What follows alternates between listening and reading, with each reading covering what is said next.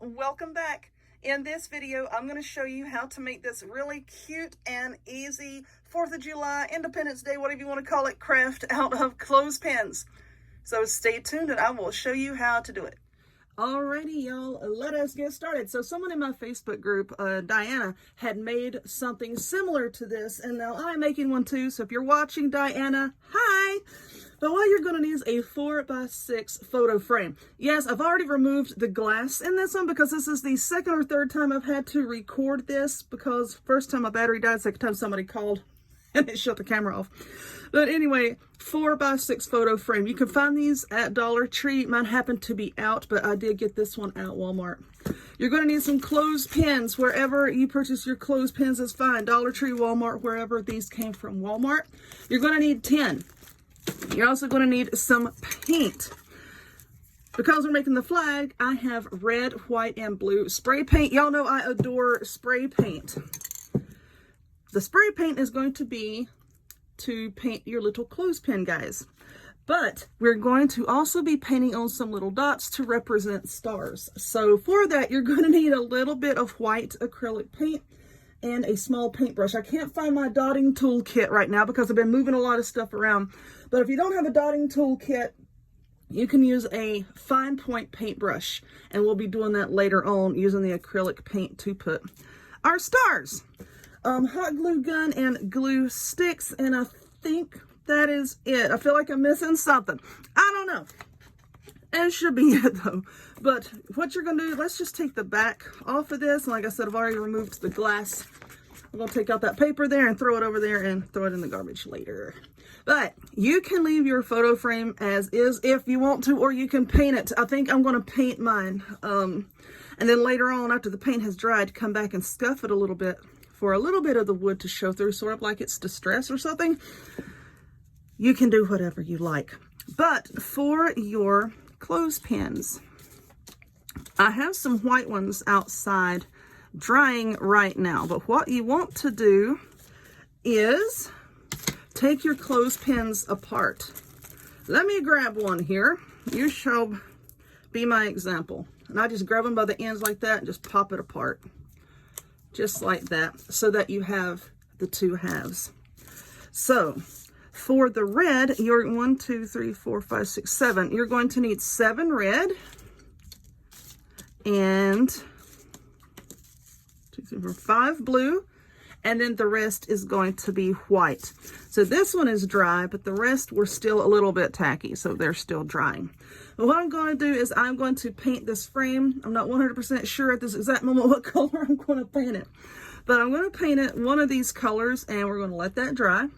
And then when we come back, we are going to put the back on and then glue in our clothespins. I almost said pipe cleaner again. Oh well, let me go work on that and I'll be right back. All right, I'm back to let you know I can really shake it down. Now, this is finished drying, and I decided to paint it white because we're going to have a lot of blue up here, and I wanted the white I thought would offset some of that blue clumped up in the corner here, so that's why I went with that. All right, so once you have this painted, you want to put the back on and make sure that your doohickey is pointing downwards so that you can set it up. You don't want your doohickey up in the air. You want your doohickey pointing downwards like that. So I have my hot glue gun over here, which is not 100% hot yet. But I'm going to start showing you how I'm going to place these in here. Now with the blue, you see this is, why are we not focusing? This is like the longish part that was part of the handle, and then all of these little nubbies down here where the metal parts went. The nubby part is going to go up, and let me see if I can zoom in. Oh, hello. Is going to zoom in so that you can see this. All of the little nubby parts here, and then this is the long part. We're going to place it facing up like that, okay? Like so. And I'm going to go ahead and just lay these out so that you can see what it's going to look like. And I highly suggest you laying it out before you start gluing everything down. All right, so there is our little blue, zoom back out, our little blue square there. And now I'm going to start off with the red. Now for this, I'm also going to keep these pointed in the same direction with the long part here going off to the right, so that when you put them down, because you can't really fit two of them evenly side by side in this frame, it's going to overlap just a little bit right here, okay? And that's fine. It doesn't have to be perfect. We are like being all rustic and stuff, so it doesn't have to be perfect. Yeah, just lay it out and you can see what it's going to look like. All right, so now we're going with our white stripes. It's the white stripes. All right. And then we're just going to continue on with the long stripes underneath this blue part. Now, there's going to be a little bitty gap right here or right here, you know, depending on how tightly you cram these all together. It's okay. Don't worry about that. If anybody starts picking up your crafts and looking at them that closely and then complains about a little gap, you need to smack them and, you know, no suit for you. Get out of my house. But anyway, this is what it's going to look like, and it will look better once I get everything glued into place. Okay, so anyway, I need to wait for this darn glue gun to heat up. It takes a while, and then I'm going to glue them all in. And so I'm kind of holding it like this so that if you need to, you can pause the video and refer back to it to see how I have them placed. I'll kind of tilt it down so that you can see all the little nooks and crannies. All right, so let me get all of them glued in there just like this, and then we'll come back and we're going to put some stars on it. And y'all know I can't just leave stuff alone. I can't just say, okay, it's done. I got to decorate it. And I don't know how I want to decorate it. I've got one of these little firecracker doohickeys that came from Hobby Lobby.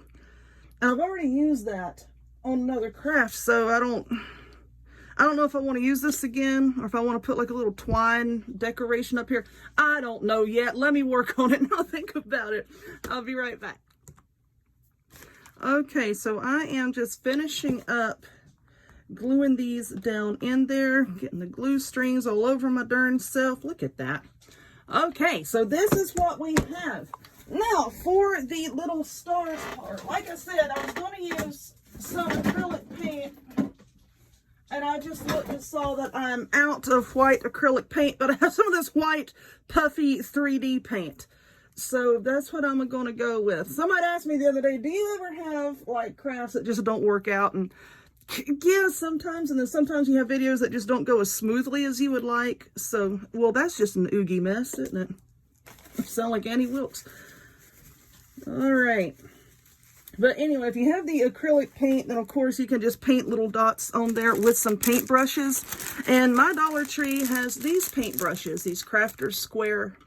And they're pretty good. I've used them a few times. I can't complain. I mean, I have expensive brushes, and then I have these, and these work just as well, in my opinion.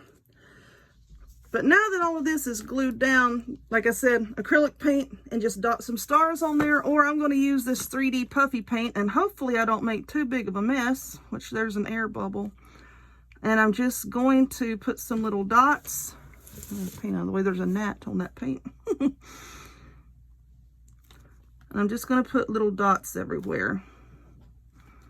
I'm not the dot master, so I don't even know if I'm going to have these spaced out the way I want them to, but it's okay. I'm just going to blob them on there. Just put a big old blob. One of my favorite sayings, just put a big old blob. It doesn't really matter. They don't have to be perfect. This is going in my house. Nothing has to be perfect. Somebody had said the other day, I like your crafts because you don't act like everything has to be perfect. Well, it doesn't have to. Everything is messy. Everything in life is messy. Nothing is perfect. And I think that's why a lot of people are intimidated, maybe to make crafts or wreaths. I know wreaths are a big one. A lot of people are intimidated to start that because they think they're going to mess up. Honey, if you mess this up, get some sandpaper and sand it off or something. It'll be all right. You ain't going to mess nothing up. All right. Oh gosh. See, this is where I'm going to drive myself crazy. Yeah, okay. I need another one over here. Maybe one right there. Oh, why are you falling sideways? My dots have been drinking. All right. I'm trying to put one on and then look through the camera here. Ugh.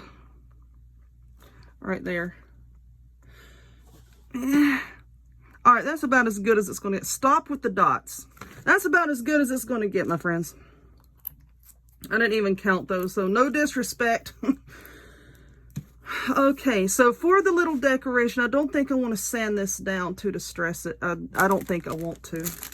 But as far as like an extra little something something, I have these styrofoam, the table scatter things from the Dollar Tree. I was trying to decide which colors to put down, and I think this big one is white, and I think I'm going to put that right there, because if I have a white one like on the edge, it's going to blend in with the frame too much. So if we put that there and then put a red and a blue on each side, that's going to break it up so that there's not so much white.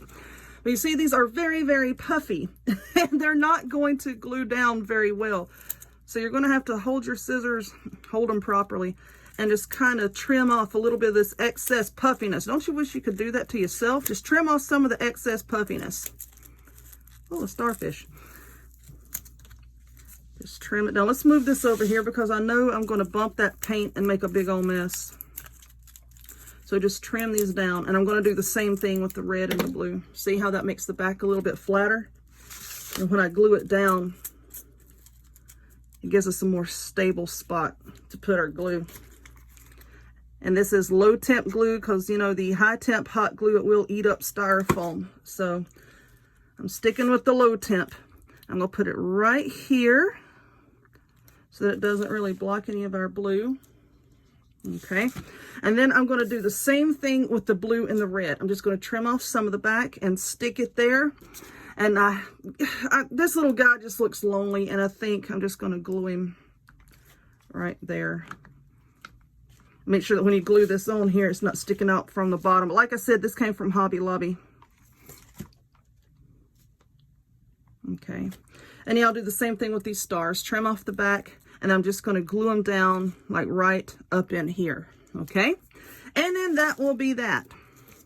So anyway, I hope that you enjoyed this video. If you would, please give it a thumbs up. Click subscribe. Check me out on other forms of social media, the links to all of which will be in the description box down below. And I hope to see y'all next time. Bye.